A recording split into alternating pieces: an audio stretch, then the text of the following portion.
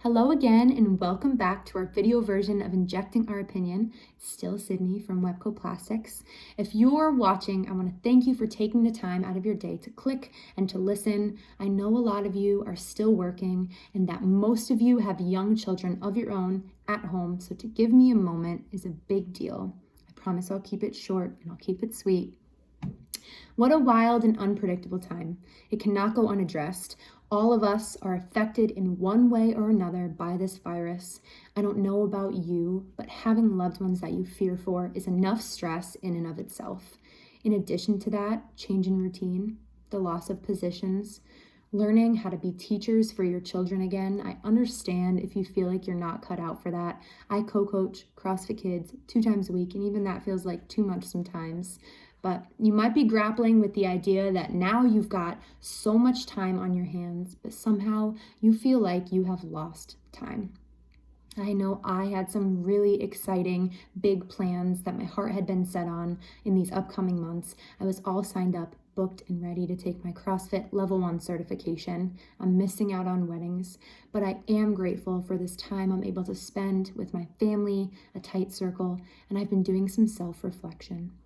I just wanted to remind you that there is no right or wrong way to navigate these waters. We've never done this before, so give yourself some credit and honor where you're at, no matter where that is. Last time I spoke with you, I gave you our Webco story. Today, I want to briefly update you on what Webco has been doing in response to this crisis. We have recently added a value stream, a couple of brand new dedicated members in order to meet the need for personal protective equipment. We are making and assembling face shields. We are distributing these to hospitals, to businesses, to households for personal use. So please, if you need anything, reach out to Webco. As you know, our lines of communication are always open. So I've been thinking lately to myself, why would you listen to me if you have no idea who I am? I'm sure most of you have heard Webco Plastics, but who's the new girl, right? Today's topic is a bit about who I am as a writer in manufacturing and why this is what I've chosen. I have been writing for as long as I can remember. My first poem was called Ketchup on My Cantaloupe, and my second was called The Lonely Chair, and I still have both handwritten pieces to this day. I turned to writing when I was feeling most creative. I turned to writing in the midst of excitement, of boredom, and especially of heartache. I obsessed, and I still do, over words, their meanings, how they do and they don't fit into sentences, where they come from, why we use them, and how, perfectly arranged, they can sound like music and reach intense parts of the human person. I write when I want to, I write when I don't, because as a writer, I truly believe you must write to survive. It keeps me accountable, it keeps me human, and it keeps me whole. So why, with writing as a legitimate staple to my happy and healthy existence, did I choose to work in manufacturing? Here's how I'm fulfilled. 1, manufacturing is full of storytelling. It is full of creative spirit. In fact, it is the home of innovation.